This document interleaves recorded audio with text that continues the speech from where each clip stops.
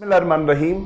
खुदा का इनकार करने वाले मुल्हिदीन के अहम तरीन एतराज़ का मैंने जवाब आपकी खिदमत में पेश करना है। इस वक्त जो मुल्हिदीन का एतराज़ चल रहा है, जिसका जवाब मैं आपकी खिदमत में रख रहा हूँ, साबिक़ा वीडियो के मुताबिक वो रसूल पाक सल्लल्लाहु अलैहि वसल्लम की वो शादी है जो आपने अपनी फुफ्फीज़ाद बहन हज़रत ज़ैनब बिनते जहश के साथ की है। हज़रत ज़ैनब के साथ जो रसूलुल्लाह सल्लल्लाहु अलैहि वसल्लम का निकाह हुआ, उसके ऊपर मुल्हिदीन के कई एतराज़ हैं। मैंने पिछली वीडियो के अंदर उन एतराज़ात के जवाब दे दिए हैं, लेकिन एक एतराज़ ऐसा है जिसका थोड़ा तफसीली जवाब देना ज़रूरी था। तो सबसे पहले उस एतराज़ को सुने और फिर उसका जवाब सुने। एतराज़ यह किया जाता है कि माज़अल्लाह कि रसूल पाक सल्लल्लाहु अलैहि वसल्लम ने हज़रत ज़ैनब को पसंद किया। जब पसंद कर लिया तो ज़बरदस्ती तलाक दिलवाई और तलाक दिलवा कर फिर जो है मोहम्मद सल्लल्लाहु अलैहि वसल्लम ने शादी कर ली। तो मोहम्मद सल्लल्लाहु अलैहि वसल्लम का ये जो निकाह है, ये नफसानी ख्वाहिशात की बुनियाद पर था। यह है मुल्हिदीन का एतराज़। इस बारे में वो कुछ रवायात असल में देते हैं जिनको हमने आज डिस्कस करना है। असल हमारा टॉपिक वो रवायात हैं। उन रवायात की क्या हैसियत है जिनको बुनियाद बनाकर एतराज़ किया जाता है, इस बारे में मैं आपको सबसे पहले ये बता दूं कि कोई एक रवायत भी ऐसी नहीं है जहां सनद के साथ बिल्कुल सही तरह पर यह साबित हो जाए कि रसूल पाक सल्लल्लाहु अलैहि वसल्लम ने हज़रत ज़ैनब को देखा तो उनके दिल के अंदर रग़बत पैदा हो गई। ऐसी कोई भी बात किसी सही हदीस के अंदर मौजूद नहीं है। कुछ रवायात को बेस बुनियाद बनाकर ये जो एतराज़ है रसूल पाक सल्लल्लाहु अलैहि वसल्लम पर किया जाता है, ये मैं आपको वो रवायात सुनाता हूँ और उनकी जो हैसियत है वो भी मैं आपको सुनाता जाता हूँ। ये जो सबसे मशहूर 4 जगह हैं जहाँ पर यह रवायत को कोट किया जाता है और इन रवायात की बुनियाद पर मुल्हिदीन एतराज़ करते हैं। सबसे पहले ये सुन लें, जो रवायत नंबर 1 है वो तफसीर तबरी की है और तफसीर तबरी की जिल्द नंबर 20 है और उसका जो सफ़ा है वो भी लिखा हुआ है 271 272 और ये मैं साथ स्क्रीनशॉट भी आपको दे रहा हूं ताकि अगर किसी ने ये रेफरेंसेस देखने हो तो आप सर्च भी कर सकते हैं। तफसीर तबरी के अंदर लिखा हुआ है, रवायत है कि नबी करीम, ये तर्जुमा सुनाता जाऊंगा मैं आपको, नबी करीम सल्लल्लाहु अलैहि वसल्लम ज़ैद के घर गए, ज़ैनब को देखा और फरमाया सुभान अल्लाही मुकल्लिबल कुलूब। अब यह रवायत है। इस रवायत के अल्फाज से यह लगता है कि शायद नबी पाक सल्लल्लाहु अलैहि वसल्लम की हजरत ज़ैनब की तरफ दिलचस्पी हो गई, लेकिन यह रवायत जो मैंने पढ़ी अभी, जिसका रेफरेंसेस भी आपको नजर आ रहे हैं, सुन लें कि यह रवायत करने वाले कतादा हैं और वो ताबई हैं। वो ताबई हैं और रसूल पाक सल्लल्लाहु अलैहि वसल्लम के साथ उनकी मुलाकात साबित ही नहीं है, क्योंकि वो तो ताबी हैं और वो रसूल पाक सल्लल्लाहु अलैहि वसल्लम से रवायत कर रहे हैं, यानी दरमियान में सहाबी है ही नहीं। तो ये रवायत क्या बन गई? ये रवायत है मुरसल। मुरसल रवायत है। ताबी डायरेक्ट रसूल पाक सल्लल्लाहु अलैहि वसल्लम से तो रवायत कर ही नहीं सकता, ठीक है, दरमियान में कोई सहाबी नहीं है। तो ये रवायत क्योंकि मुरसल है, इसके ऊपर इमाम इब्ने कसीर ने क्या फरमाया है इस रवायत के बारे में कि यह रवायत जो है ये मुरसल है। हाज़ल्लज़ी ज़करहु हाउलाई लैसा बिसय्यिन, ये बात सही नहीं है। इमाम इब्ने कसीर ने यह कहा है कि ये जो जिक्र इस बात के अंदर किया गया है कि रसूल पाक सल्लल्लाहु अलैहि वसल्लम ने हजरत ज़ैनब की तरफ देखकर ये अल्फाज फरमाए, ये बात दुरुस्त नहीं है। इमाम इब्ने कसीर ने भी इस रवायत को मुरसल करार दिया है। और ये मैं बताता चलूं कि मुरसल रवायत जो होती है असूल हदीस के मुताबिक वो ज़ईफ हदीस होती है, उससे कोई भी बात साबित नहीं की जा सकती। इसके अंदर ये फॉल्ट है कि इस हदीस के अंदर उस सहाबी का नाम ही नहीं है जिससे ये रवायत की गई हो। ये मुरसल रवायत है, ताबी है, ताबी के बाद सहाबी है ही नहीं। तो इसके अंदर एक बंदा ही शॉर्ट है, तो इसकी सनद पे आप क्या एतबार करेंगे?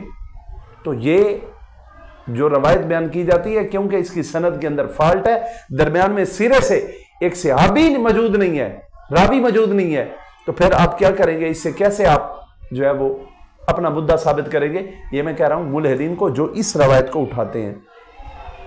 नंबर 2 पे आ जाए, ये आपको नजर आ रही होगी।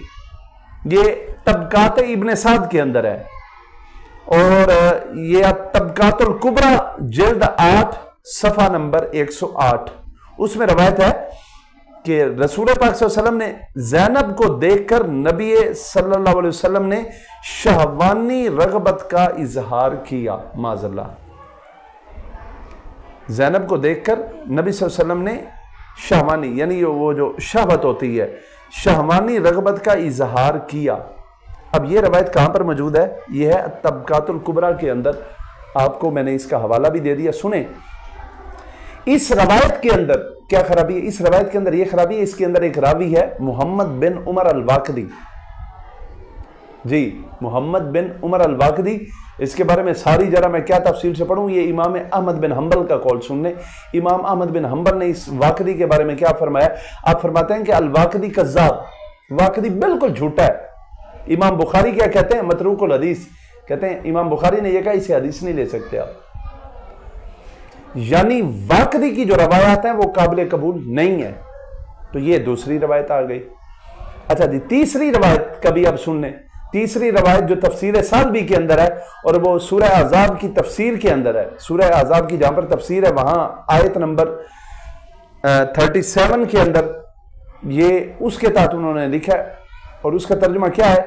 वो कहते हैं कि ज़ैनब को देखकर नबी सल्लल्लाहु अलैहि वसल्लम मुतासिर हुए। अब इस रवायत के अंदर क्या खराबी है? इस रवायत के अंदर यह है कि इसमें मोहम्मद बिन साइब अल-कल्बी रावी है। मोहम्मद बिन साइब अल-कल्बी, इससे यह रवायत है। और जो इमाम यहया बिन मुईन है वो क्या कहते हैं? यहया बिन मुईन कहते हैं कि अल-कल्बी कज़्ज़ाब।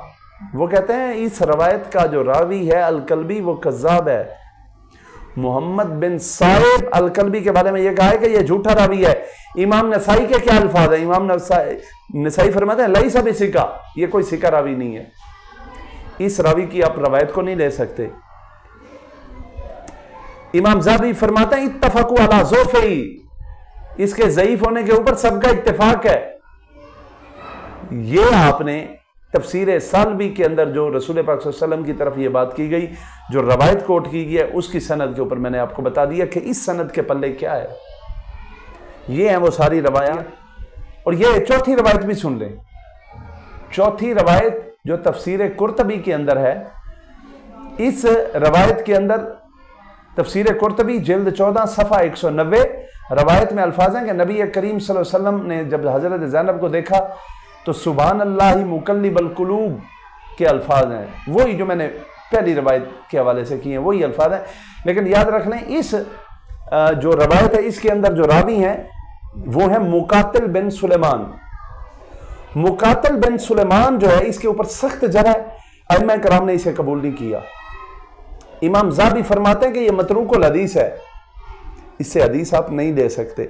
और इब्ने हब्बान ने भी यही कहा है कि इसके तरफ जाने की जरूरत आपको नहीं है, इस रावी से आप हदीस कबूल नहीं कर सकते।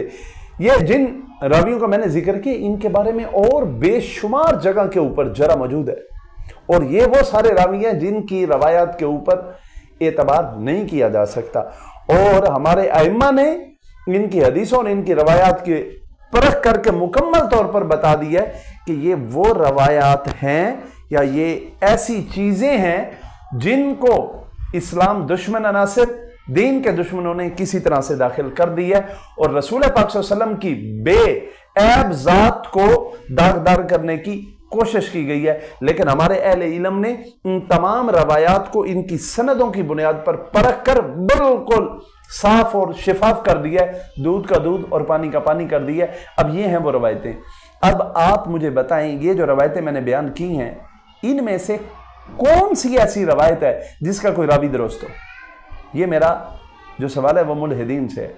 आप ऐसी रवायात की बुनियाद पर जिनकी शरीयत और दीन में कोई हैसियत ही नहीं है, जिन रावियों की कोई हैसियत नहीं है, जो रावी दुरुस्त नहीं है, इनकी बुनियाद पर आप उस हस्ती के ऊपर एतराज करेंगे जिनकी शान में खुदा ने अपनी किताब नाजिल फरमाई है, जिनके अखलाक और किरदार की गवाही अल्लाह की किताब से साबित है। ऐसी हस्ती के ऊपर एतराज नहीं किया जा सकता।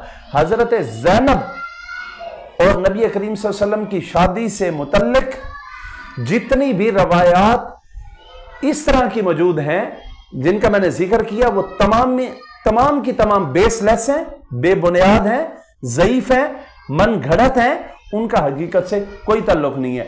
ये मैंने मशहूर रवायत रख दी है। अगर कोई शख्स और भी कोई रवायत ऐसी अगर कोशिश करेगा, निकालेगा, तो मैं उसका भी इंशाल्लाह आपको ज़रूर जवाब दे दूंगा। मैं पूरी ईमानदारी से कह रहा हूं कि आप सियासता उठा लें, हमारे दीन की और जो हमारी तारीख की जितनी किताबें उनमें उठा लें जिनके ऊपर अहले इल्म का एतमाद है, उन किताबों में से किसी किताब के अंदर भी ऐसी कोई चीज़ मौजूद नहीं है। और जिन तारीखी किताबों के अंदर ये चीज़ें मौजूद हैं, जब हम उनकी सनद को देखते हैं तो वो बिल्कुल बेसलेस हैं। उनके ऊपर रसूल पाक सल्लल्लाहु अलैहि वसल्लम की ज़ात पर एतराज़ नहीं किया जा सकता। तो ये वो लोग जो मोहम्मद सल्लल्लाहु अलैहि वसल्लम की ज़ात के ऊपर इस तरह का कीचड़ उछालने की कोशिश करते हैं, मैं उनसे सिर्फ यही कहूँगा कि आप एतराज़ करें, एतराज़ करना आपका एक हक है, लेकिन याद रख लें ये खुदा के पैगंबर हैं। मोहम्मद सल्लल्लाहु अलैहि वसल्लम अल्लाह के पैगंबर हैं। ये बेऐब हस्ती हैं। रसूल करीम सल्लल्लाहु अलैहि वसल्लम वो बिला शुबा बेऐब ज़ात हैं। अगर आप उनकी ज़ात के ऊपर इस तरह के एतराज़ात करें तो कम अज़ कम इंसाफ का तकाजा यह है कि आपको दलील के तौर पर कोई सही चीज़ पेश करनी चाहिए। अगर आप दलील के तौर पर इस तरह की कमज़ोर चीज़ों को पेश करेंगे जिनकी दीन के अंदर कोई हैसियत ही नहीं है, तो फिर आपकी बात को कौन सुनेगा। फिर भी अगर आप कोई बात आपकी सुनता है या आपकी बात को कोई अहमियत देता है, तो यकीनन इल्म और अकल की दुनिया में उस शख्स की बात की कोई अहमियत नहीं होती। तो मैंने ये इल्म और अकल की रोशनी में और दीन की रोशनी में अपना ये मुद्दा साबित कर दिया है कि रसूल पाक सल्लल्लाहु अलैहि वसल्लम ने जो हजरत ज़ैनब के साथ निकाह किया, इसके ऊपर मुल्हिदीन के तमाम एतराज़ात बातिल हैं। और इस हवाले से अगर कोई मज़ीद सवाल हो तो मैं कोशिश करूंगा कि इंशाल्लाह उसका भी रिप्लाई आपको ज़रूर दूं। अपना बहुत सा ख्याल रखिएगा। बहुत शुक्रिया। अल्लाह हाफ़िज़।